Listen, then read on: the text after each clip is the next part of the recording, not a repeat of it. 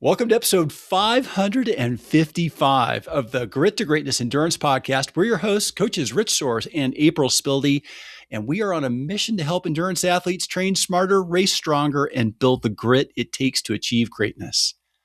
And today we are joined by the amazing, incomparable Sue Reynolds, author of Across the Line. Sue's story is one of transformation, perseverance, and continual reinvention. And in this conversation, we explore not only the journey that shaped the story in her new book, but also the latest chapter of her life, the lessons that she has learned through endurance sport, and the mindset strategies that can help athletes overcome seemingly impossible obstacles. Yeah, Sue, we're super happy to have you here. I'm just going to hey, welcome. Thank you. And it's always nice to have an opportunity to talk with friends. And that's every time we get together, I know we just have lots of fun. So I'm looking forward to this. We do. And, just to set this up for our audience, we go back a bit of quite a few years now. And, this is your second book. And really this book, Across the Line, is what we're going to cover. This is Sue's second book. This is a remarkable endurance journey. And, this is your most recent phase of your life too, right? So I think where people are going to really learn a lot about resilience that was built over time by you, that major life transformation that was kind of a catalyst for growth but now how endurance sport can now serve as a vehicle for other personal transformation. And this conversation is going to highlight practical lessons about perseverance, self-belief, continued purpose, kind of regardless of your age, circumstance, or setbacks. So we're excited to have you here with us. We're going to get into that in just about 5 minutes. Sue, thank you. You are going to help us celebrate. Okay. You ready to help us celebrate? For sure. Okay, here we go. So we are going to give some shout outs to some of our Grit to Greatness athletes who have raced the last couple of weekends. We're really excited. And I missed some of these last week because we had a different kind of format podcast. But I want to give a real big shout out to Mike Murphy, who is a blind athlete. He raced the USA Cycling, the Paracycling Track Nationals 2 weekends ago, August 5th and 7th. And this guy got a silver medal in the 4K and also second place to the current record holder. Mike, we're really excited, is going on well above the national standard here, our international standard, and he's kind of moving forward. He's on track for LA 2028, no pun intended. Following that, Mike and I actually did cycle to the summit that following day on August 8th. So shout out to Mike for both of those accomplishments. Yes. And I'll give a shout out to my athlete, Kevin Cole, who also ran onto Rich. Oh, that's right. Yes, that's right. Yes. Sorry, Kevin. So cool. No, it's so good. He saw the Get Gritty Green and it's like, hey, do you know Coach April? Do I ever? Special shout outs to Coach KO, Lindsay Holmes, Anna Marie, and Emily Hansen, who raced the Niantic Bay Sprint on August 9th. And then, Sue, you got to meet some of our athletes who were at USAT Nationals, but special shout out to Alice Kostrich, Baran Thornhill, and Sarah Barr, and of course, Ruth Fountain, who all raced in Milwaukee. They had a great time. Alice, especially, just want to tell you this, Sue. Rich and I were talking before we jumped on, but Alice got to meet you and you inspired her in a massive way. Yeah, meeting her was fantastic. And we're chit-chatting and she's like, oh, Rich Soares, do you know him? Oh, April, do you know her? And I'm like, yes, I know them. It was really fun to meet her. That was great. And then we have Paul Hunziker, who raced the Lake Meridian Triathlon on August 15th and earned a second place, in his age group. Congratulations, Paul. That's incredible. And he's crushing it. He was having a lot of back issues earlier this year and has made a complete recovery and is just like on a whole new level. So I'm super excited about Paul. And by the way, actually, I don't think we have anybody racing this weekend that I saw, but next weekend, just a heads up, we've got Neetu Agrawal is racing her very first triathlon, Boulder Sunset Sprint on the 28th. So is Marcy D. She's also racing that. And then Paul Hunziker can't just get enough racing, is doing the Bonnie Lake Triathlon on Sunday, the 29th. So, hey guys, good luck to all of you. And if you're new to Grit to Greatness, listen, you don't need to be coached to be a part of this community and get shout outs like this. If you're just looking to be a part of a cool team, a cool group, have support, inspire others, be an inspiration to others, listen, come join us. We really think a lot about how to integrate your life into what we do and kind of how sport kind of helps life and life helps sport. We'd love to hear from you. We'd love to meet you. Come check us out. There's a link here to our Grit to Greatness community. You can meet some of our other athletes in our testimonials page. Excellent. Well, we are excited. I don't think that qualifies enough to say how happy we are to have you back, Sue. This is our second time having the privilege of interviewing you. I think Rich has interviewed you. This will be his third time, but we talked about your first book, The Athlete Inside, and coaching during a chapter of the journey that would eventually become part of your newest book, Across the Line. So just to give a little bit of a teaser here, Sue's story is extraordinary. From losing 200 pounds and becoming a world champion masters triathlete to studying what truly drives elite performance, she's never stopped asking hard questions. You'll see that outlined in her book, Across the Line, as well. In her book, she turns that curiosity inward, taking us behind the scenes of working with elite coaches, chasing higher levels of performance, and discovering the hidden costs that can come with the pursuit of excellence. So I'm excited to have this conversation. We're going to talk about ambition. We will talk about resilience, and also what pursuing greatness and grit can actually do when we tip the scale over too much to the side of overtraining. So that's one of the things that I'm most excited to talk to you about, Sue, and learn from you. But it's great to have you back on the podcast. Yeah, it's great to be here. And kudos to all of your athletes who have done these fantastic things. Wow. What a list. That was impressive. Yeah. We're so proud of them. Yeah. We're so stinking proud of our athletes. Well, and I have to say, too, that anytime that I always felt like when I was on a podium that my coach should be standing next to me on the podium because it's not just the athlete, it's the coach that helps as well. So kudos to you guys, too. Yeah, great job. Thank you. Well said. I think about that, too. And Sue, I'm imagining how cool that would be to stand next to you on a podium as a coach. Like that would be a dream come true. So thank you for that visual. Yeah. Let's jump into our interview. Okay. When we first talked about The Athlete Inside, the narrative was about your personal transformation. What made you feel that there was another story to tell? Yeah, so for a long time, I didn't think there was another story to tell. The first book did really, really well. It was the #1 triathlon book on Amazon off and on for a couple of years. And people kept writing and saying they wanted a sequel. And I didn't feel like I had a sequel. I was just doing the same old, trying to improve and train. But then my triathlon career took two different pathways. The first one was the coach that I had worked with for 8 years and wrote about in The Athlete Inside decided to take a different direction, and all of a sudden I was coachless. And I started thinking, how can I make an opportunity out of this situation? I was not happy that I was, I really liked working with him. And I thought, well, how can I turn this into an opportunity? And I got really curious. At that time, I had been in the top 10 several times at Worlds. And I got really curious about, was there another level of commitment that I didn't know existed? And I was especially curious about mental strength. And I kept wondering, for an Olympian, do they suck it up in a way that's different than how I do?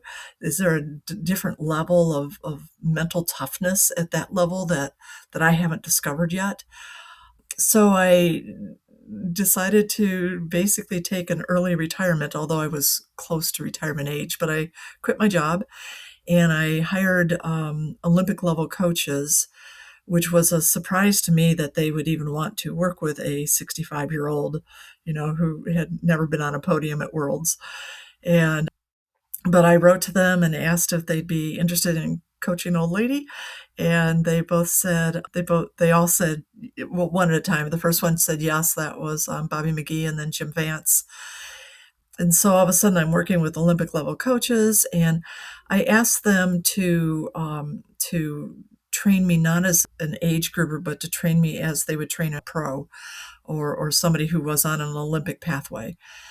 Because I figured even though I was older, why not me? Why can't I train with the meticulousness that a 30-year-old might train with?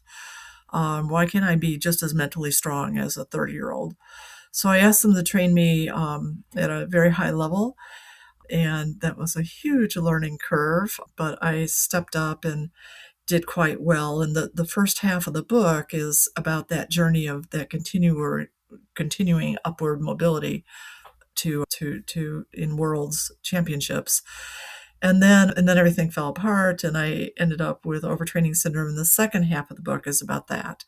So really, to answer your question, the second book came because all of a sudden I realized I had two stories to tell. One about working with Olympic level coaches and what that was like, and then another about pushing too hard for too long and not recovering well enough, then going downhill. In the second, we were saying before we started the interview that second part of the journey, especially as I was writing it, April, you had a lot of questions, and I found myself in writing the second part of the book for April, to answer those questions she had, and I figured other coaches had too, because none of us, I don't think, really understands overtraining syndrome. It's not rare, but it's just hard to understand how anybody would get into that position. So yeah, until you're in it. But even then, it's hard to understand. Yeah, so those are the reasons. That's awesome. So, the title, by the way, thank you for being here. Thank you for the beautiful inscription. Lovely. The book, the title, Across the Line. I read a lot of things into this. Would you share with us what this title and how deep this title is for you? Yeah, so I love the title.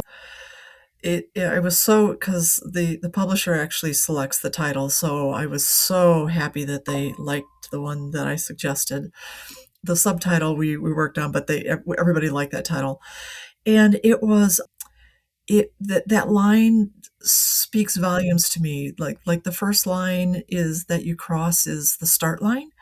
And I think that just takes a whole lot of guts. I always tell people, especially you have somebody who's doing their first triathlon, and I always tell first timers, man, celebrate crossing that start line, because it takes like courage and guts to get to the race, to step across that start line. To me, that's the biggest win there is. It's my favorite part of the race. I always feel like I've won the race when I step across the start line, because it just takes so much to get there. So, and then another line is the finish line that takes perseverance and stick to itness when things get tough in the race, if they do. But then the two lines that really the book is about is, one is crossing the line between training like an elite age grouper and training like a pro. I did not realize how much of a line that was going to be. That was kind of an eye-opener to me. And then the main line is the line between having a passion that's healthy and then having a passion that gets you into trouble because you push too hard or too far, or you're too all in.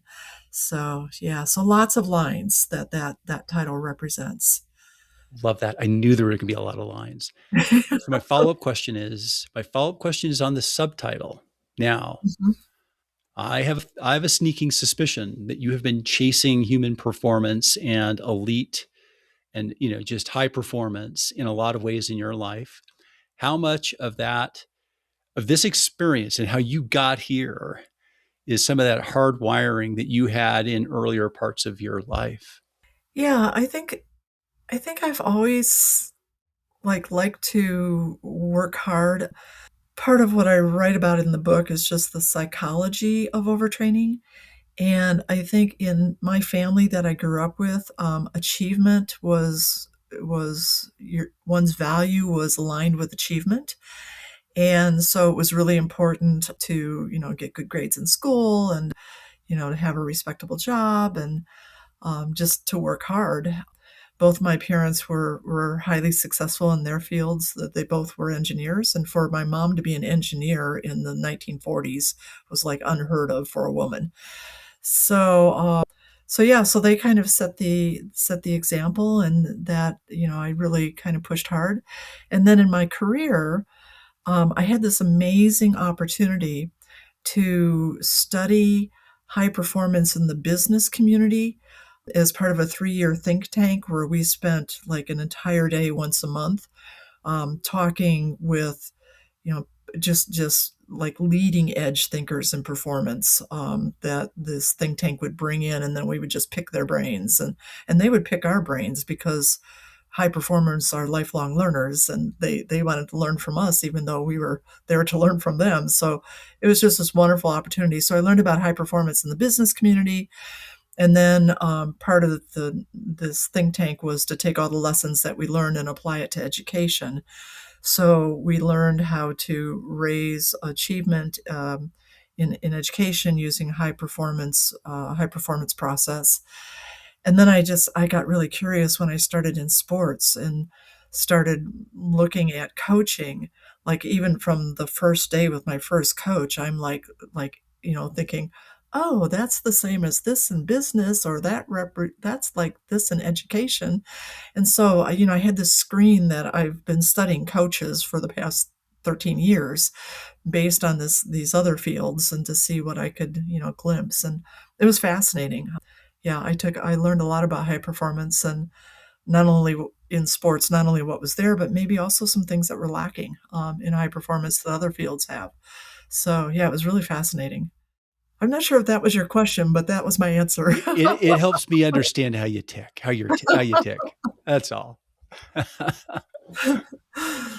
I definitely think your systems level thinking shows up not only as an educator, but also as an athlete. And I think that's the line that we're tying here together, is the approach that you took to that question of what would it be like to train at an Olympic level. And I would love to dive in a little bit more into when you entered the world of elite coaching. What surprised you? Yeah, I had no idea what to expect. And there were many things that surprised me.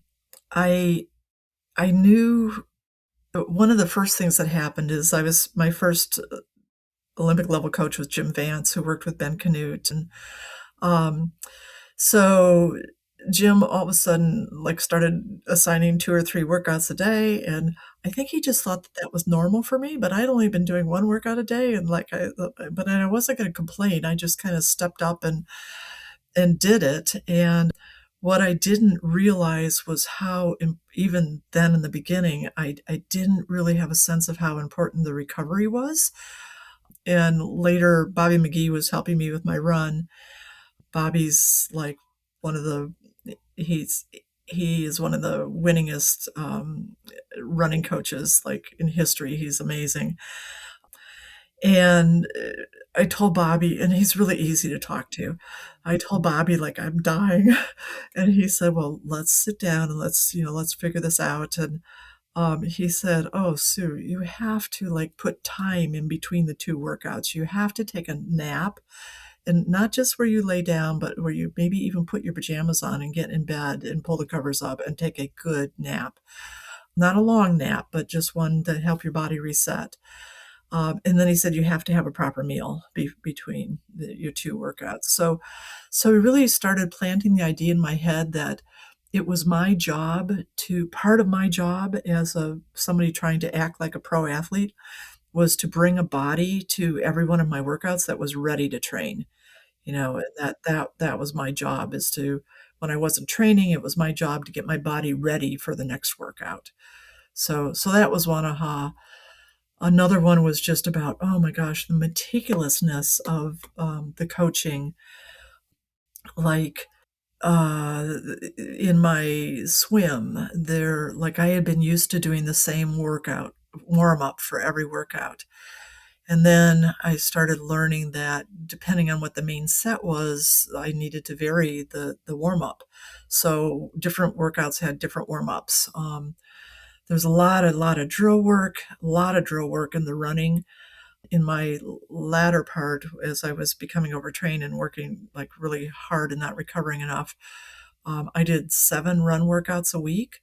4 of them were actually running. 3 of them were run drills, which had the same impact on my body. I mean, it was drills.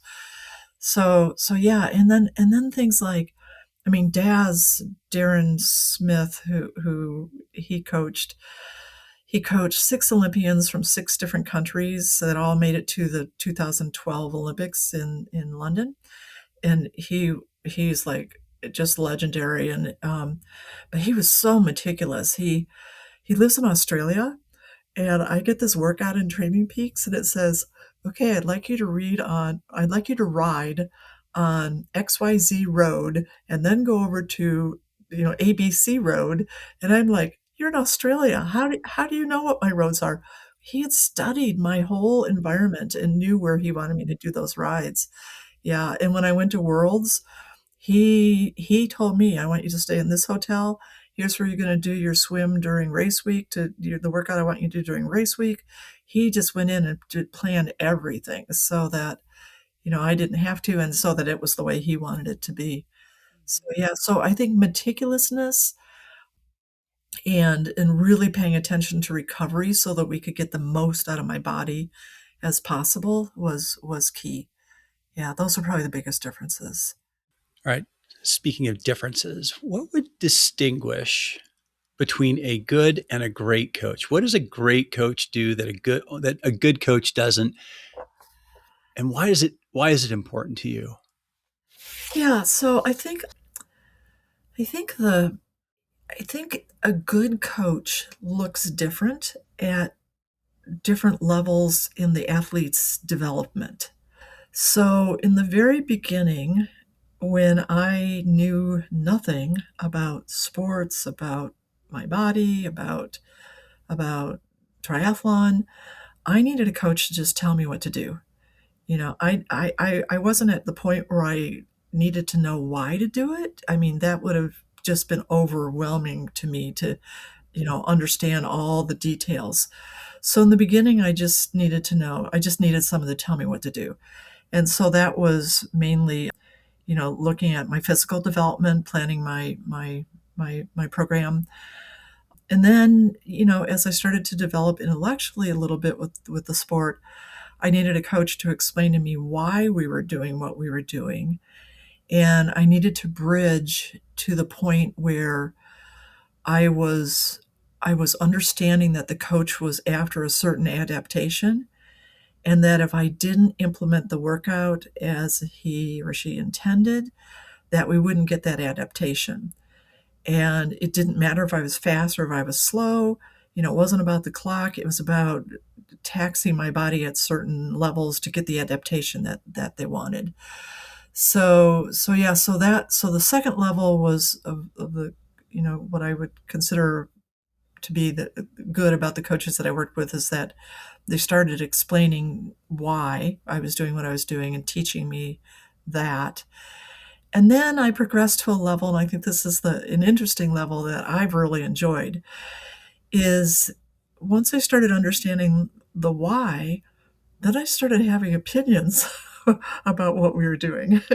and it was all of a sudden, it's like, okay, this coach used to like just give me orders, but now I understand why. Now I have an opinion, and now I'm coming to the table to say, "Oh, you think this is what we should do?" And that was a transition for me to be able to have opinions, and for the relationship also to, from being told what to do to now I'm like having my own thoughts. And so, but I really like that collaborative approach. I think it's really healthy.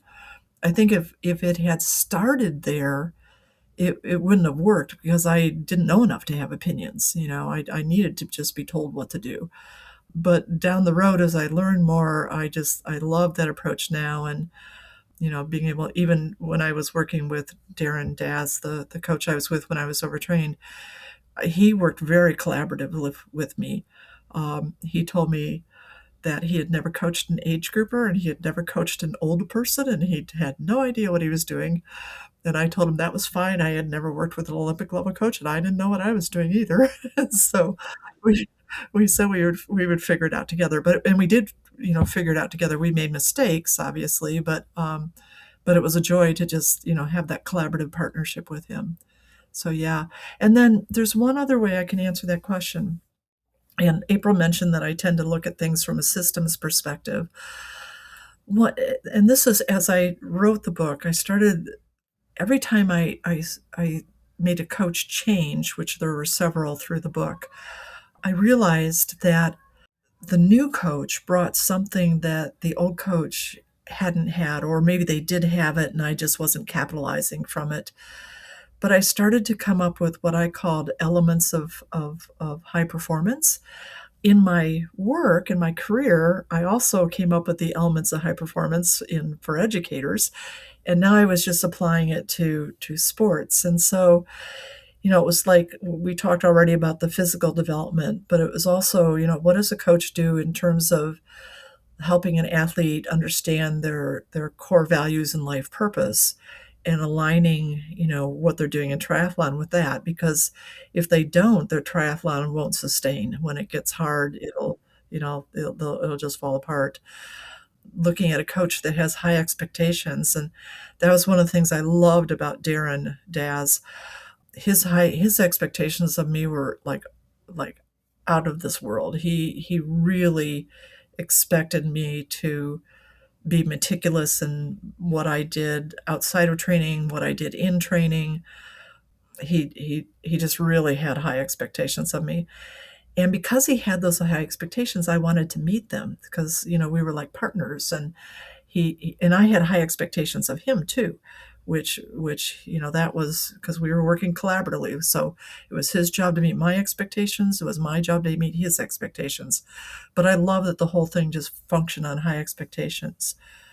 The relational connection, I think, is really part of a good coaching relationship. I worked with Rich for a little bit, and the relational connection that we had was wonderful. And same with these other coaches. With Daz, the first time I ever met him, we did some run drills, and all of a sudden he's sitting down in the grass, and I'm like, so am I supposed to sit in the grass? So I sit down and we just start talking like people, not like coach, athlete, just two people talking.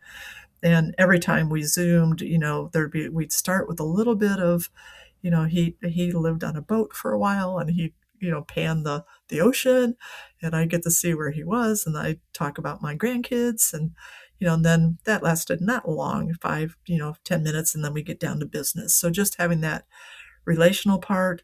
I've already mentioned the intellectual development, like if I had had a coach who kept telling me what to do without helping me learn, that wouldn't have gone anywhere. The mental development, learning resilience, attitudes, and then finally just the performance environment, a coach that looks at culture and equipment and facilities and all of that. So there's all these different parts of coaching. And I think as a beginning athlete, we think it's all just about the physical development. But it's really all of these areas. It's so systemic that for somebody to keep developing, not burn out, not get tired of it. It has to be continuous growth and continuous respect. So yeah, so that was kind of a long-winded answer, but it's something I get kind of fired up about because I just think it's exciting. So one of the things I remember us talking about being something that added value to the relationship was a coach with humility and willing to be vulnerable about what they don't know. And you just kind of talked about it a little bit, right, with Daz. But, because often the coach has never worked with it, a new experience with this athlete is a new experience with this athlete. Coaches should not apply what they know with every other athlete to this athlete, right? Yeah. Always going to be learning something. For sure. I think, it's just like teaching in the classroom. Every student you have is a little bit different. Every student has different interests and different needs and different personality, and you have to kind of figure out how to draw that student out and get the best out of them. And I think it's the same with sports. And I love what you said, Rich, about being humble. I mean, when you think about it, triathlon coaches are expected to be experts in 3 different sports. And also, working like you guys do with athletes that are beginners to athletes that are, like your blind athlete that's like way up there. So it's not easy, and it's impossible to know everything. And so I just really value when a coach will just say to me, I don't know, but let me do a little research and let's talk about that next week or whatever. And then they do the research and come back and we have a really rich discussion. So I think that's really important. Sue, wow. There's one thing that I remember specifically from our last conversation, our last interview, and that was kind of the dynamic that you had with Daz about, okay, this is getting harder, but I'm going to meet that. Oh, this expectation is bigger than what I imagine, but I'm going to show him that I can do it. And then there's also in the book, you point out him comparing Annie Haug's mentality, right? And I thought that was incredibly important to understand from your perspective, because being the athlete, it can be a game of comparison, comparing yourself to your old self, comparing yourself to your new self, and then comparing yourself to competition or to the greats. And you're working with a coach that has worked with the greats. So my question around this remembrance of what we talked about and then learning more about this situation in the book, when does a athlete know, or what are some warning signs that an athlete might be in a dangerous dynamic with their coach? Yeah. I think that, I tried to write in the book about the dynamic with Daz because it was certainly interesting. And just for your viewers and listeners, Daz encouraged me to write the book. He encouraged me to be vulnerable with both of us. And I talk about mistakes that both of us, or choices that both of us made. And a lot of, so I really wanted to perform at a high level, but I had no idea what that meant. And in my work, we used to take low achieving schools in to visit high achieving schools and just invite them, look around, what do you see? Just to give them a new vision of what's possible. And then when we would come home, we'd say, okay, what did you see that you think maybe is making that a high achieving school? That and what are the limiters? Why aren't what would we need to do differently to get that for our school? And when Daz compared me to Annie Haug, I think that's I know that's what he was doing. And I welcomed it because I had no idea, like, really, how does somebody who's really highly elite perform? And so, there were times when he just very bluntly told me, well, Annie Haug would never do that, and so I studied Annie Haug and really looked at what she did and tried to replicate, her dedication, her work ethic. I mean, just everything. And I told myself, yes, I'm 70 years old, but I can still work hard for a 70-year-old, even though I'm not 30, I can still work hard. I can still dedicate myself like she did. I think that with overtraining, there's stages to it. And they're like in the beginning, the part that everybody always writes about is just that there's an imbalance between stress and recovery. Stress can come from a lot of different areas, and that's something I didn't realize. That's one of the things that got me into trouble. I thought stress just came from training. And I looked at the training load that Daz was giving me, and it really wasn't a lot different than the training load that Jim Vance gave me. I mean, it wasn't, some of the workouts were crazy. I wrote about some of the workouts in the book, and people are saying, well, that was ridiculous. But I made it through them.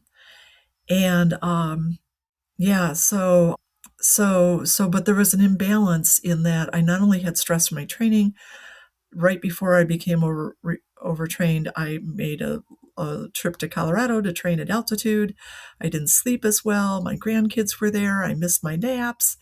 So I had that going in. Yeah, so the first stage is just this imbalance. And then stage two is just normalizing fatigue. And I was skilled at that. I would be tired and I would tell myself, I'm supposed to be tired. And Daz later told me too that, athletes are supposed to be tired. So if you're properly overreaching, you should be tired. It's just that with recovery, you recover. So there, and then all the cultural messages about suck it up, Yes. buttercup, and Yep. shut up, legs, and the people we put on pedestals because they pushed through, they had three broken Insane legs. things. Yeah, three broken legs, but they're still completing their marathon. So yeah, we push that up on a pedestal. One of the things I learned about grit, and I love the name of your Grit to Greatness, but one of the things I learned about grit is that grit means like like having the guts to be afraid of something or to be uncomfortable with something and pushing through it anyway. But grit also means having the wisdom to stop Yes. when you needed to stop. And another one of my problems was that I didn't have that wisdom. I thought that there was a level of mental strength that was so far beyond me, I didn't know it existed. And when Daz told me to keep going, I just thought, I mean, he's my coach. He's smart, and you know, if he says keep going, he must see something in me that I don't see in myself. So I kept going. So yeah, so we normalize fatigue. Communication, I think, is like key at this point. I did not do a good job at communicating. I really had to do some soul searching, and this has been a lot of thinking since the last time we talked, but I really had to do some soul searching. Like, I really believe that Daz is a good person. He's kind-hearted, and I'm thinking, why did he keep pushing me? And then I really had to look at myself and what messages was I giving him. And for example, the crazy workouts that he gave, well, they weren't crazy because I made it through them, but they were hard. But each time I finished one, I felt like I'd won an Ironman. I mean, I was Right. so like, I couldn't believe I could swim 40 hundreds at threshold. It was just like, holy mackerel. Wow. So when I did my feedback and training peaks, often they would start out, woo, I'm so happy. I finished the workout. And Daz never knew what it was costing me to Mm. finish that workout. And he was not face to face with me, so he couldn't see me. Mhm. He was completely reliant on my words. I'm like, feeling like I'm doing a good job. I'm sucking it up. I'm proud of myself. I'm making it through, and I start every, thing with woohoo. And then there were other times when I just didn't want to be that person that complained. Mm. I quoted a video that I made in the book to Daz because I was exhausted, and I'm like mad, and I'm like, I'm just going and ranting on about, why are you doing this, blah blah blah. But I never sent the video because I didn't want to be that person that complained. So I learned a lot about how I normalized fatigue, and because I did that, I made it really hard for my coach to know what was going on with me. So yeah, and then when we got into it, stage three, what I call confusion and denial. I denied so much. I couldn't put down any watts on the bike, and I decided that my power meter was broken. I mean, I just every time something didn't work, it never occurred to me that it was my body. It had to be like something else. So yeah, so that was part three, and then finally, Daz realized he had given me some recovery and I wasn't recovering. And I think that's Mm. one of the key things about overtraining and what makes it different than overreaching. With overreaching, you get tired, your coach gives you a few rest days, and you take it easy and then you come back. But with overtraining, you don't come back. Your body doesn't respond to recovery. So yeah. So I think communication is really, really important. And then also knowing your body. Like, I knew I was in trouble, but I doubted myself. I kept thinking, well, maybe there's another level here that I don't know about. Had I had confidence in my ability to trust my body and what my body was telling me, I would have said to Daz, "Nope, we need to stop." But I didn't know my body, so I kept going. Wow. Put you in a time machine here. If you were to go back in time before this experiment started, what would you tell yourself? I think I'd tell myself that I was about to start an amazing adventure and that there would be some really good times, and the good times were winning 2 world championships and, you know, just having some fabulous relationships but I would tell myself you're gonna have a lot of good times, there'll be a lot of challenges, but you'll learn from those challenges, so they will be successes because you'll come away smarter. But I don't think I wouldn't give myself any clues about what was going to happen because part of the fun of all of this was just, I mean, even with the overtraining, it was fun to discover things that I didn't know before. And if I gave myself too many hints, I wouldn't be able to discover anything. So, yeah, I so I love would that. No regrets. no No regrets. regrets. No, it's been a Yeah. fabulous adventure and a Awesome. fabulous Oh, journey. love that. Can I read one of my favorite parts to you? Oh, yes. Let me cry. Yeah, no. One thing that really stood out to me that just, you know, made a huge impact is your willingness to learn and stay curious even when you're in a really rough spot. So, it's on page 244, but after the overtraining syndrome, you had stated, I also learned about myself. I discovered that I'm braver and stronger than I ever imagined. I still can't believe that I had the courage to launch myself through the air as I dove for the first time during a high stakes world championship in Hamburg. I also have a hard time believing that I could push through pain to the point of passing out and push through fatigue to the point of developing OTS. I will never call myself a weenie again.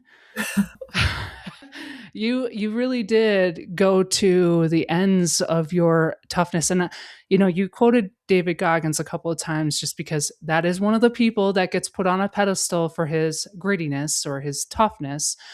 And I think that people can be tough without having to destroy themselves to the point of irreparable damage. And I think you just sharing that experience of you're not a weenie, you're one of the strongest people I've met, and getting to live, and see through your eyes through this experience, I just think goes to show that you don't know until you try.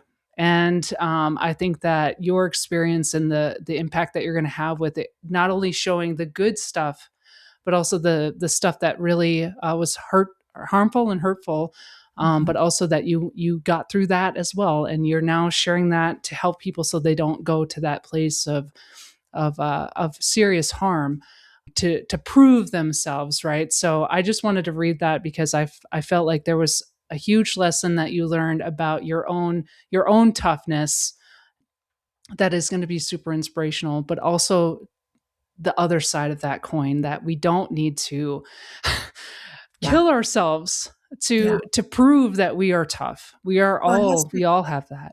somebody said it's like grit is good, but grit has to be coupled with wisdom. And Yes. because of it's like you say, if it's just grit, you can just go way over the line and across the line. Yeah. Book title. But yeah, but grit with wisdom. Wisdom is what makes grit really gritty is to know when to stop. I mean, that takes toughness too. And for Yes. maybe for some people and for me, sometimes it's harder to stop than it is to push. So, yeah. But I think if we create a culture that emphasizes that it's smart and it's courageous to stop as much as it is to go, that's really important. So, yeah. That's massive strength. That is wisdom and strength rolled into one, Sue. Thank you for Yeah. that. I appreciate you reading that. That was touching. Thank you. Many, many gems. I was telling Rich, like, man, I think I have like highlighted whole sections of this book that I'm going to refer back to. And one other thing I'll point out with the book too is that Sue provides some really great reflection at the end of it. So it's an opportunity to not only hear her story, but also for you to reflect back on your own athlete journey or your own coach journey. Like Rich and I are absolutely taking things as coaches to up our level of awareness and that collaborative effort, and again, that being a visionary versus a coach led coach. So I really appreciate that, and again, just massive appreciation for you, Sue, and the things that you're sharing with the world, and Thank you. how we're learning through you too. I appreciate it. Thank you very much. Yeah, this has been fun. Sue, I'm going to ask this last question, and I'm going to tee off of what you just said. An athlete having the courage to know when to push and the courage knowing when to back off. If there's a listener, if there's an athlete that's listening to this right now and they're trying to figure out how do they know they're pursuing excellence or if they're crossing the line, how would you advise them? Yeah, that's a really good question, because in whatever we do, and we're trying to do it at a very, very high level in our career, at school, in sports, it takes hard work, and it takes sacrifice, and it takes toughness. So in sports, it takes physical toughness. And so then the question is, when is being all in to all in? What is the definition of all in? And I think it's very specifically in sports, we're supposed to be tired. I mean, after you finish a training block, you're supposed to be tired. That's a good thing. That's part of overreaching, and then your body recovers and you're stronger. But I think when you start to see the other symptoms, that in addition to just being tired, like your resting metabolic rate goes up, you have trouble sleeping, there's crankiness, you don't recover with sleep. When you have those secondary indicators, in addition to just being tired, then, if I'm ever in that boat again, there will be mega red flags going off. And I think that as a coach too, I mean, it has to be so hard for coaches because fatigue is so subjective. One person may not be fatigued at all, but they think they're fatigued and they tell you they're dying and they're really not. Where somebody else has a low, very high tolerance for fatigue and they are dying and they're telling you they're not. So I really think it's those secondary indicators coupled with reports of fatigue that, at least in sports, is an indicator that you're maybe going across the line. And then I'm going to add one other thing. The other line that I crossed was a line with my values. I value very much my family.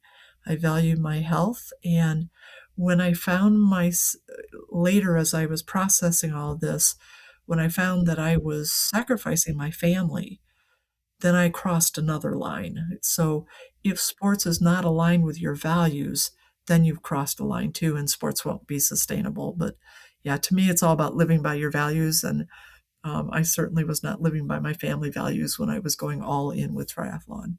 That's love. Yeah, what a great, message to anybody who's getting into this sport, because it's really easy to get carried away. Mm-hmm. Yeah, for sure. Wow, well, let's get yeah, thank you, Sue. We're gonna get carried away here with our fun segment. we like to end our podcast with a little fun and just kind of just bring it back to, again, full circle here with the delight of talking to you. So I've got a couple of different points here, and I want to hear your first instinct. This is a lightning round, not give me what comes to mind first. So I'm going to ask you, the first thing here is, what is your best race day mindset cue? Do what you prepared to do. Oh, that hits. That hits. That's good. All right. What is one book every endurance athlete should read? I'm going to give you, besides, yeah. So there's two books. One is The Way of Champions by Brad Stolberg. I love that book. And the other one is this book, One Day Better. So the mental performance coach that I wrote about throughout the book, he was the one constant through the whole book, was Jeff Troche. And just a couple months before my book came out, his book came out.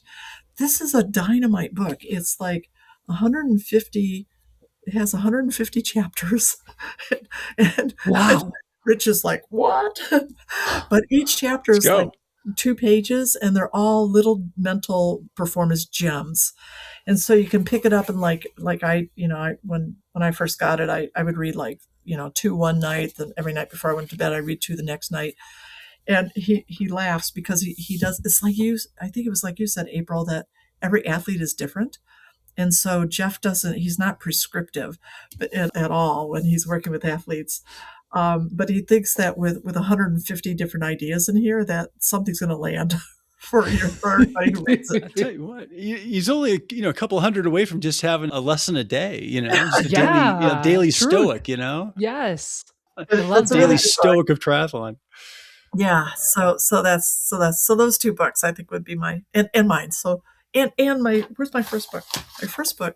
Da-da-da. Yes. Yes, there you We go. we just re-released this as a paperback, so it's out there too, and it's doing really well. The first book has influenced the sales of this book too, and all of the proceeds from both books are going to USA Triathlon Foundation to help people with disabilities with sports. So it's easy for me to push the books because we're hopefully raising funds for a really good cause.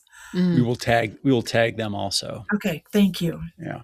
Good stuff. Last one for you, Sue. What is the most underrated training habit?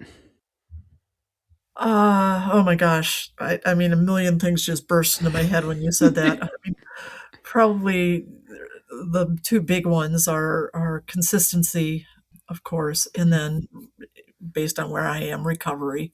That doesn't, we don't look at recovery as like a discipline, and it definitely is. Thank you. Thank you for Thank you. indulging me.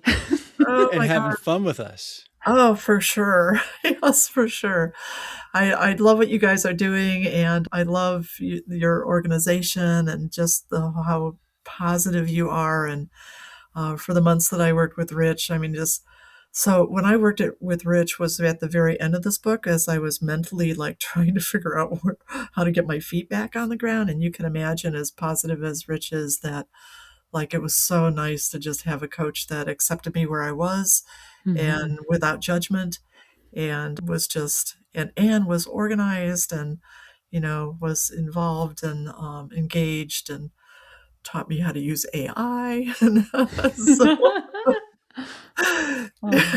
so yeah, I just think what you guys are doing is just lovely. Wow, that's real high praise, Sue. Thank you. Thank you. Thank you. Well, listen, whether you're preparing for your first triathlon or you are training for to be a world champion like Sue here, if you have a question, send us a message. Connect with us on our website. Connect with our community. Links here in the show notes. We would love to connect with you and help you through whatever journey you are working through. This episode was brought to you by Vespa Power Nutrition. Vespa brings steady, clean energy so you can stay focused, strong, and in the zone longer. Less sugar, higher performance, and faster recovery. Check out Vespa. We've got a link here in the show notes. You can get 15% off of anything in your cart using the code G2G Vespa15. Thanks for spending time with us today on the Grit to Greatness Endurance podcast. If you enjoyed this episode, please follow us and leave us a rating on YouTube or on Apple Podcasts. This helps us reach more athletes just like you. Stay gritty, train smart, and keep chasing greatness. We will see you all next week.